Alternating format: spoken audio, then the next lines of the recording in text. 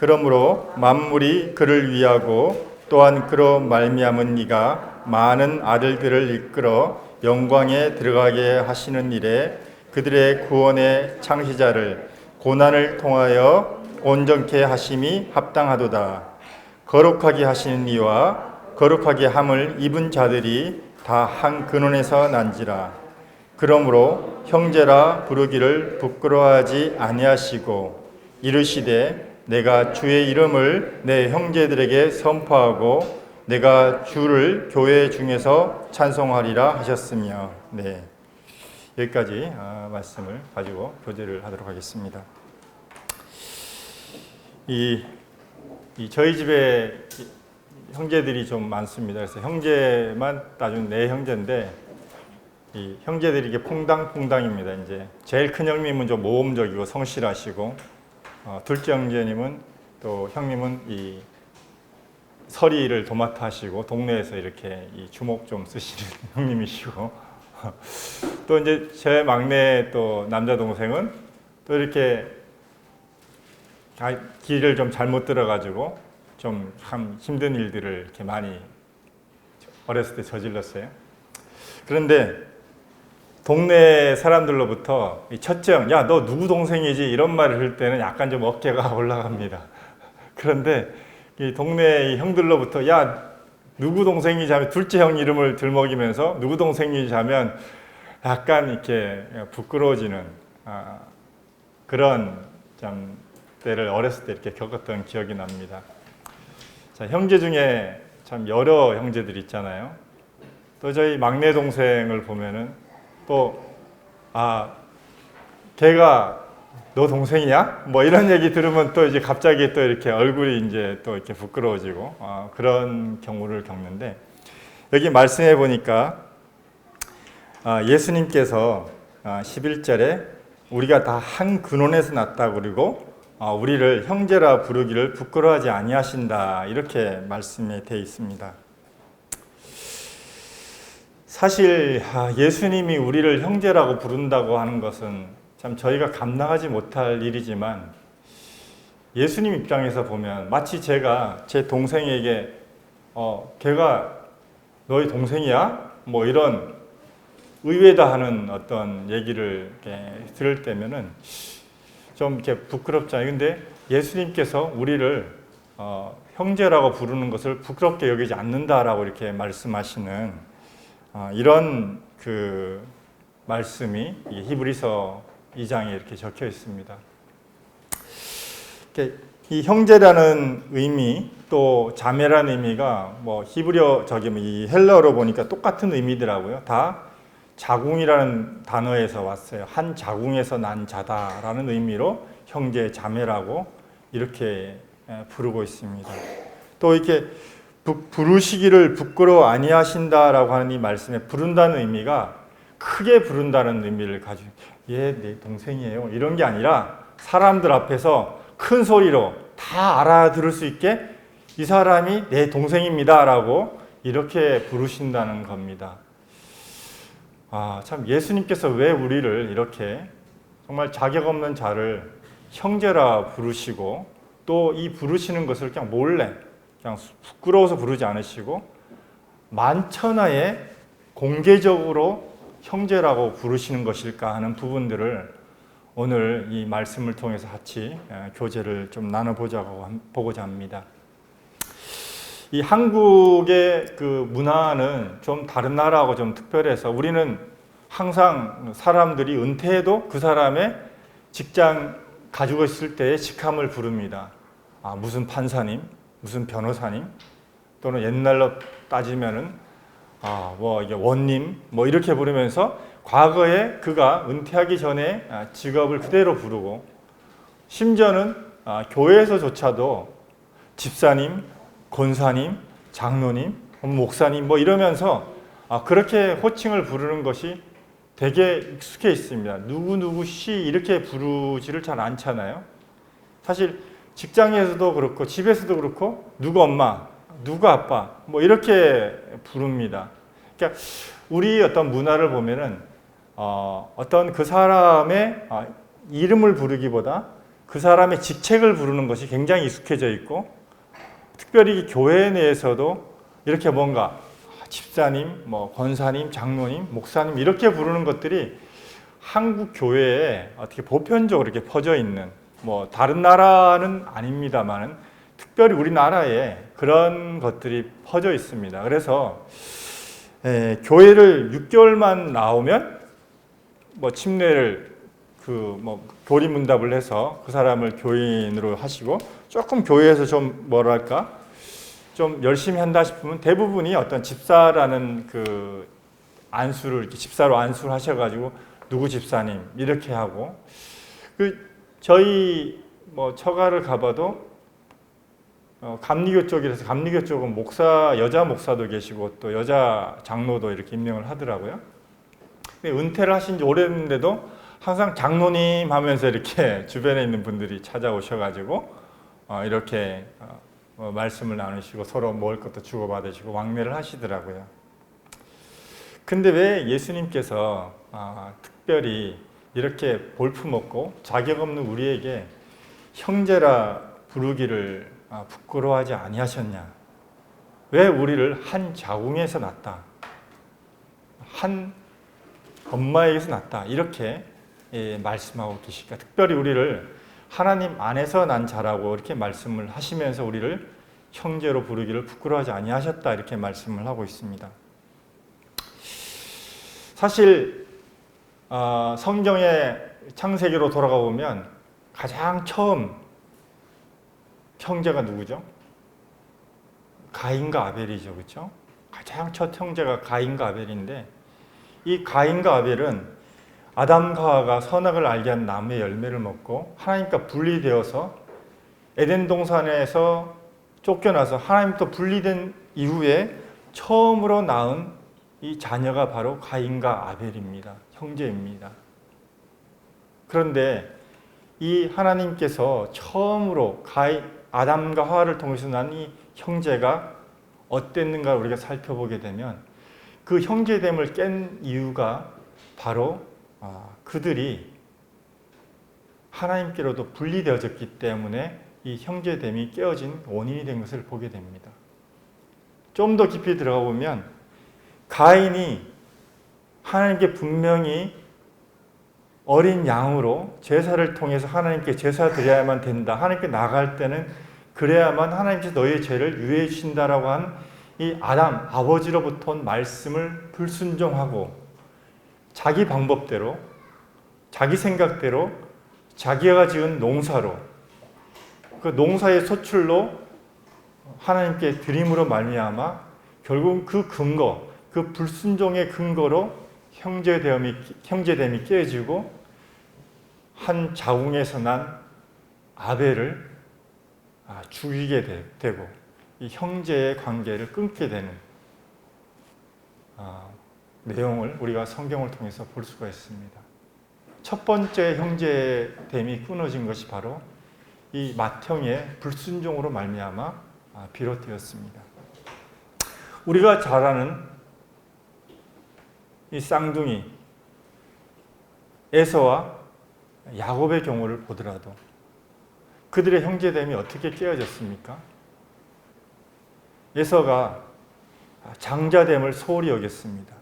아버지께로부터 물려받는 유산에 대해서, 상속에 대해서 소홀히 여기고 자기는 충분히 들에 있는 동물들을 사냥해서 충분히 그보다 더 많은 재산들을 누릴 수 있고 먹은 것들 충분히 누릴 수 있다고 생각했기 때문에 배고픔에 그만 동생에게 이 팥죽 한 그릇에 장자됨의 명분을 팔아버리고 말았습니다.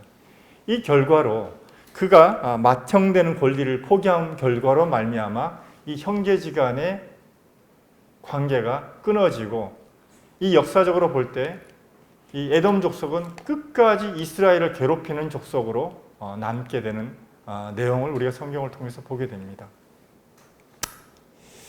야곱의 12아들들은 어땠습니까? 참 이들은 4명의 배다른 그 엄마에게서 태어나서 정말 서로를 참 반목하고 형제들끼리 서로 집단을 형성해서 결국에는 이 요셉을 애굽에 팔아버리는 이러한 형제됨을 깨는 참 하나님을 떠난 사람, 죄악된 사람, 죄인인 사람이 정말 그 형제의 관계를 유지할 수 없는 그런 상황에 있는 것들을 우리가 구약 성경을 통해서 이렇게 볼 수가 있습니다. 참 사람이 아무리 노력하고 애쓴다 할지라도 참 형제 간의 관계가 참 쉽지가 않습니다. 참 한 배에서 났어도 참 형제들마다 다르죠. 그래서 참 연합한다는 게 쉽지가 않습니다. 히브리서 5장 10절 말씀, 5장 5절로 10절 말씀을 같이 보겠습니다. 5장 5절로 10절입니다. 같이 읽겠습니다. 5장 5절.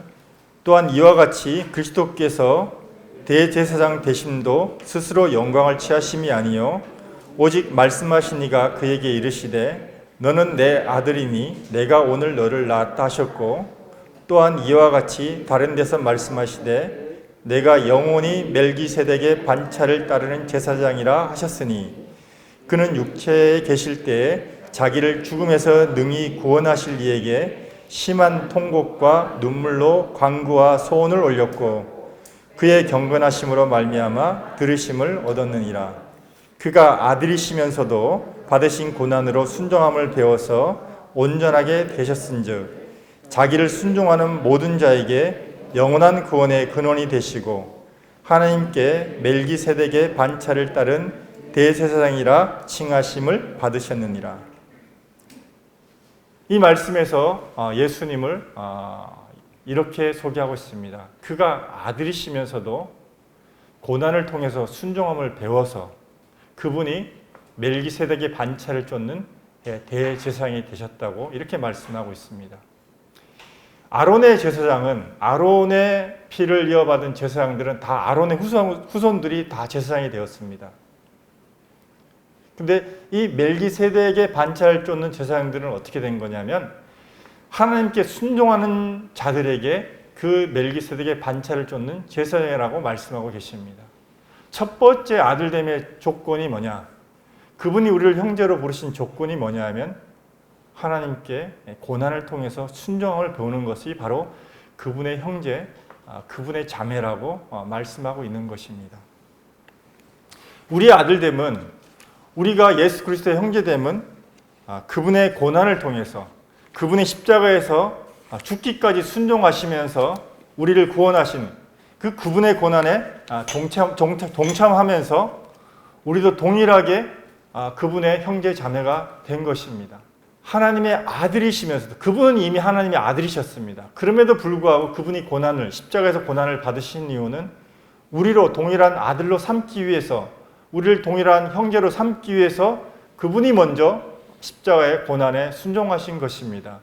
또한 동일하게 우리가 하나님의 아들이라 예수 그리스도의 형제라 불리는 우리들 또한 그분의 고난에 순종하는 자로 부르신 것이 바로 이 아들됨의 첫 번째 조건인 것입니다.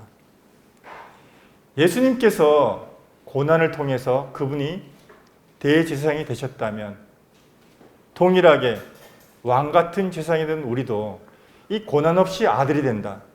고난 없이 형제로 불림을 받는다. 참 이런 것은 참 뭔가 이 단 것을 먹으면서 단 것만 취하면서 내 몸이 건강하기를 바라고 내가 보존되기를 바라는 이런 것과 마찬가지라고 생각이 됩니다. 쓴 약을 먹지 않으면 우리가 병에 낫지 않은 것 같이 단 것만을 취해서 내가 하나님의 자녀이고 내가 고난 없이 하나님의 예수님의 형제다라고 말할 수 있다는 것은 정말 성경에 반하는 부분인 것을 보게 됩니다. 우리가 고난이 없으면 면류관도 없다는 말씀을 우리가 종종 듣지 않습니까? 참 이것이 우리가 받기에 참 힘든 말이지만 그렇습니다. 특별히 이 복음이 무엇인지를 분명히 아는 그리스도인들에게 참으로 이 우리가 고난을 통해서 순종함을 배우는 것은 예수님뿐만이 아니라 우리들에게도 동일하게 요구되는 조건인 것을 성경에서 말씀하고 있습니다. 로마서 8장 말씀을 같이 보시겠습니다. 8장 14절로 17절입니다. 무릇 하나님의 영으로 인도함을 받는 사람은 곧 하나님의 아들이라. 너희는 다시 무서워하는 종의 영을 받지 아니하고 양자의 영을 받았으므로 우리가 아빠 아버지라고 부르짖느니라. 성령이 친히 우리의 영과 더불어 우리가 하나님의 자녀인 것을 증언하시나니 자녀이면 또한 상속자 곧 하나님의 상속자요 그리스도와 함께한 상속자니 우리가 그와 함께 영광을 받기 위하여 고난도 함께 받아야 할 것이니라. 성경에서 분명히 우리가 하나님의 아들이라면, 우리가 예수 그리스도의 형제라면 분명히 예수 그리스도와 함께 고난을 받아야 될 것을 이렇게 말씀하고 있습니다. 특별히 상속자라고 말씀하셨습니다. 저희 큰누님 때의 형제가 5이 있는데 명절만 되면 계속 회의를 하십니다.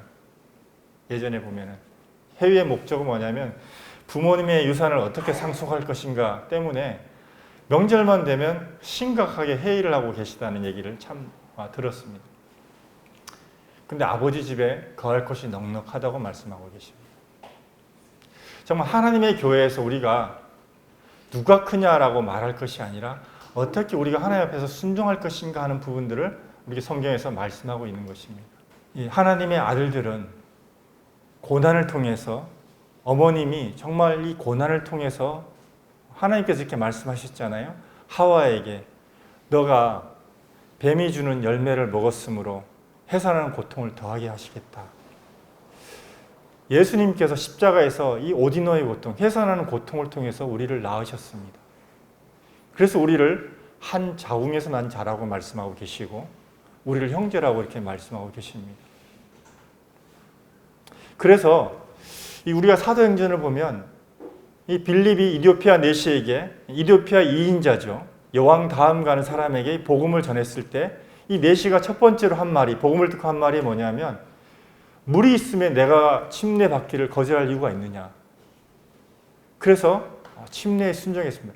그 수많은 수행 관원들이 보고 있는 자리에서 웅덩이에, 그 높은 사람이 웅덩이에 가서 처음 보는 빌립이라는 사람한테서 침례를 받는 것입니다. 이 일을 한 것은 결국은 자기를 보고 있는 모든 수행원들 앞에서 내가 앞으로 예수님을 믿는 사람으로 살겠습니다. 이전까지는 그는 유대교로 개종한 사람이었습니다. 그 사람들 앞에서 이제 내가 예수님을 나의 구주로, 나의 주로 모시고 살겠습니다. 내가 고난을 감내하고 살겠습니다. 이렇게 고백하면서 침례에 순종하는 장면이 나옵니다. 베드로가 최초로 이방인에게 복음을 전한 고넬료 집안 가정들 또한 그랬습니다. 그들이 그와 온 가족들을 모아놓고 이 베드로부터 복음을 듣고 나서 그 첫 번째로 한 말이 침례에 순종하겠다라고 이렇게 하고 그들이 침례에 순종했습니다. 베드로가 이와 우리와 같이 성령을 받았으면 어떻게 침례를 주는 것을 내가 반대할 이유가 무엇이겠냐 하면서 예수 그리스도의 이름으로 아버지와 아들과 성령의 이름으로 침례를 베풉니다. 그리고 나서 이들에게 한 것이 형제라는 호칭을 주어졌습니다. 정말로 모든 사람들 앞에서 내가 예수님 때문에 고난을 받아도 나는 기꺼이 예수의 사람으로 살겠습니다. 내가 예수님께서 나의 주와 구세주가 되신 것을 사람들 앞에서 고백하겠습니다라고 하고 침례에 순종한 사람들에게 성도들이 비로소 형제와 자매라고 불렀습니다. 제가 교회에 처음 나갔을 때 형제라 불려진 것은 사람들이 이름을 모르고 누구야라고 불러야 되는데 이름을 모르니까 형제 일로 와봐요. 이렇게 그렇게 부를 때 제가 처음에 교회에 나갔을 때 그렇게 불려졌던 기억이 납니다. 그런데 우리가 형제라고 부르는 이름은 그렇지가 않습니다.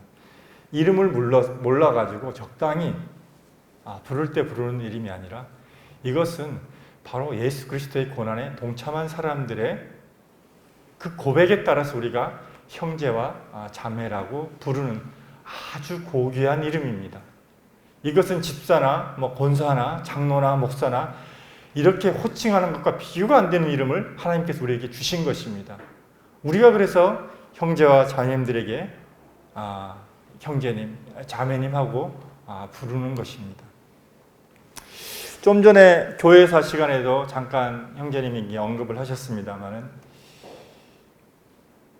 기독교가 국교로 공인된 것이 인정된 것은 AD 313년 콘스탄티누스 대제가 기독교를 인정했습니다. 기독교를 이제 공적으로 기독교를 믿어야 된다. 그동안은 엄청나게 핍박을 많이 했습니다.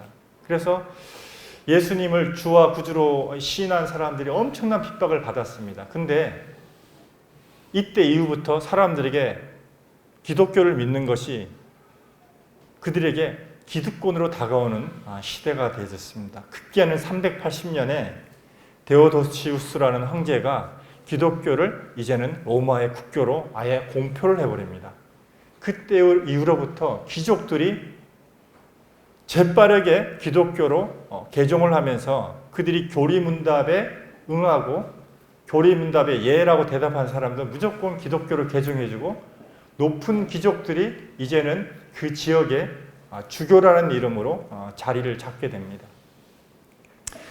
그러면서 이들에게 나타난 것이 뭐냐면 이 평신도와 성경을 알지 못했기 때문에 평신도와 성직자 제도가 그들에게 확연하게 드러나게 되고 이렇게 성직자들이 성경을 독점하고 성경을 알고 그들에게 잘못된 교리들로 평신도를 가르치고 그래서 교회의 예배가 성직자들이 주도하는 예배가 되고 평신도들은 성직자들이 드린 예배를 와서 간전하고 참여해 주는 것으로 예배를 드렸다.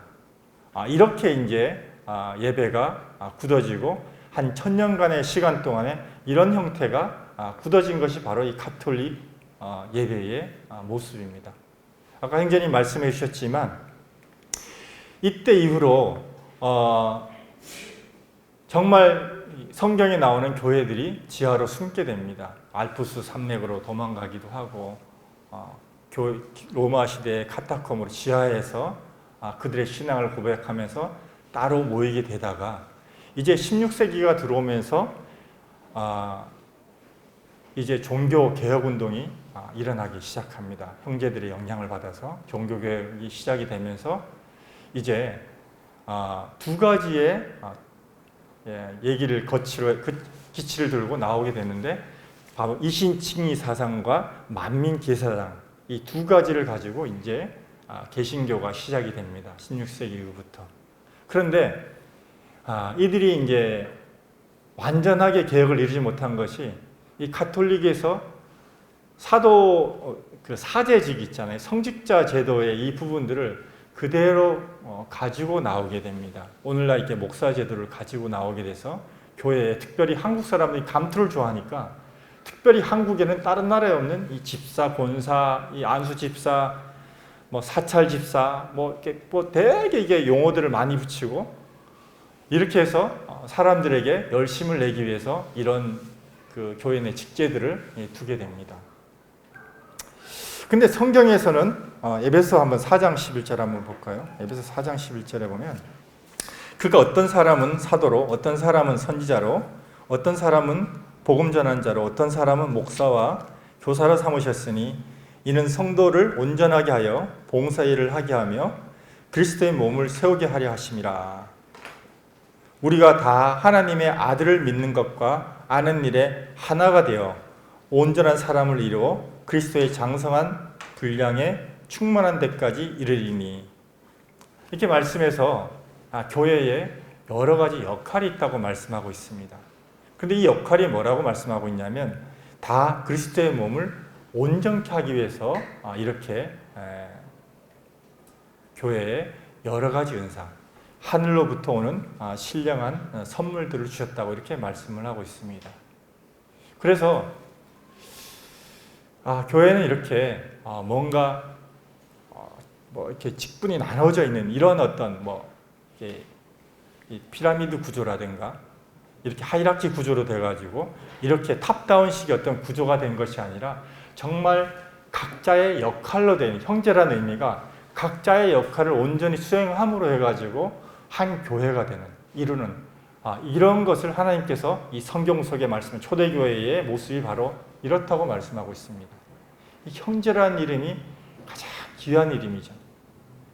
이것이 무슨 질서를 어지럽히자 이런 의미가 아닙니다. 근데 우리 중에 이렇게 만연되어 있는 것이 뭐냐면, 뭔가 교회에 성직자를 두고 사제를 둠으로 해가지고 나는 사제가 아니고 성직자 아니기 때문에 좀 더 낮은 그레이드의 신앙생활을 해도 문제가 없어. 저분들은 좀 거룩한 신앙생활을 해야 되고 나는 좀 그렇지 않아도 괜찮아. 그런데 저분들은 믿음에 물론 그래야 됩니다만은 저분들은 나랑은 다른 신앙생활을 해야 되는 거야. 이렇게 정의를 내려놓는 거, 이게 성경적이지 않습니다. 우리가 다 주님 안에서 한 형제로 부름을 받았기 때문에 동일하게 우리가 제사장으로서 그 삶을 살도록 부르심을 받았습니다. 베드로전서 2장 9절에 너희는 택하신 족속요 왕 같은 제사장이라, 이렇게 말씀하고 있습니다. 거듭난 모든 사람은 그분의 백성이고 제사장이라고 말씀하고 있습니다. 예수님과 동일한 태에서 난 사람들이라고 말씀하고 있습니다. 그래서 좀 전에 우리가 만찬을 대한 것도 바로 예수님과 같이 같은 상에서 식구가 되어서 아버지 하나님을 모시고 한 상에서 먹었다는 말씀입니다.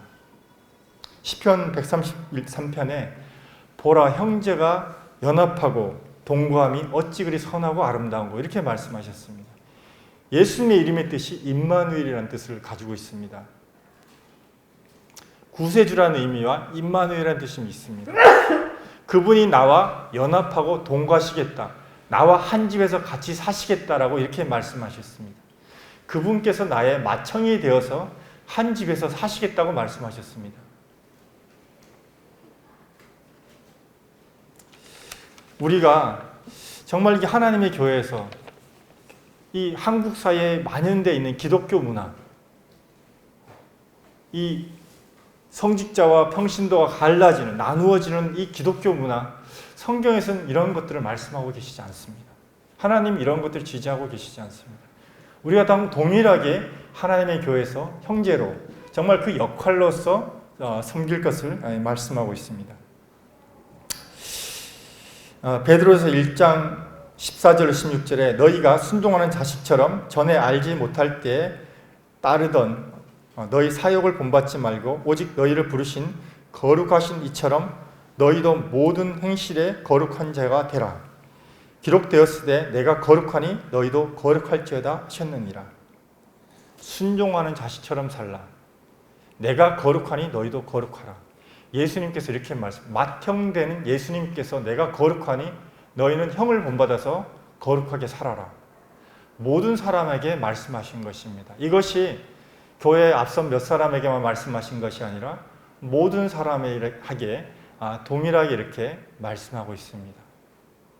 하나님이 너희를 형제로 부르신 것은 교회에서 각자의 역할을 하도록 부르신 것이다.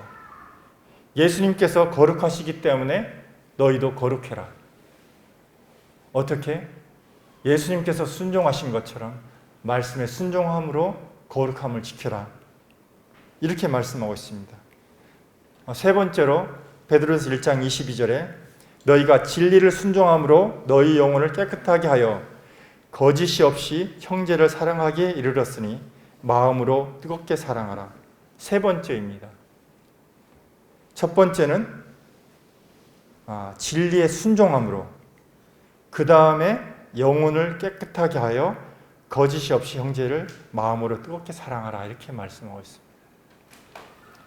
세상의 사람들은 자기 편을 만들기 위해서, 자기의 사람이 되기 위해서 감언이설로 그 사람에게 필요한 것들로 참 아낌없이 주는 것 같이 퍼붓고 그렇게 하지만 그것이 진리를 근거로 하지 않기 때문에 그 사람의 사람으로 만드는 경우가 되게 많습니다. 그 사람에게 종속되게 하고 그 사람의 편에 되게 합니다. 근데 성경에서 말씀하시는 형제는 어떤 거냐면 정말 진리에 따라서 그 진리의 순종함으로 내 안에 그 사람을 나의 사람으로 만들려고 하는 마음 없이 정말 그 사람을 하나님의 사람으로 인도하기 위해서 그렇게 형제를 사랑하라 이렇게 말씀하고 있습니다. 정말 그 사람을 내 사람으로 예속하기 위해서 아낌없이 주고 내 시간과 마음과 정성을 다해서 그 사람을 섬기는 것이 아니라 그 사람을 정말 하나님께 인도하기 위해서 하나님의 사람을 만들기 위해서 사랑하라고 이렇게 말씀하고 있습니다. 하나님의 교회 형제는 이 세 가지가 요구됩니다. 첫 번째는 뭔가요? 하나님의 교회에서 역할로서 있는 것이고, 두 번째는 예수님이 거룩하심과 같이 거룩한 것이고, 세 번째는 진리 안에서 진리의 순종함으로 형제를 사랑하는 것입니다. 참으로 우리 하나님의 교회가 한국에 만연되어 있는 일반적인 교회가 아니라 성경에서 말씀하고 있는 그 교회의 모습으로 우리가 정말 만들어져 가고 이 거룩한 믿음 위에 정말 우리가 예수 그리스도 위에 우리 하나님의 교회가 건축되는 일, 참 이것을 소망합니다. 그래서 우리가 이제 형제 자매님을 부를 때 형제님, 이 자매님하고 부를 때 이것이 얼마나 놀라운 호칭인가 이런 것들을 우리가 기억하고 내가 또한 그렇게 불려질 때 이것이 어떤 의미인가를 하나님의 교회에서 생각하고 우리가 정말 하나님의 교회를 이뤘으면 합니다. 감사합니다.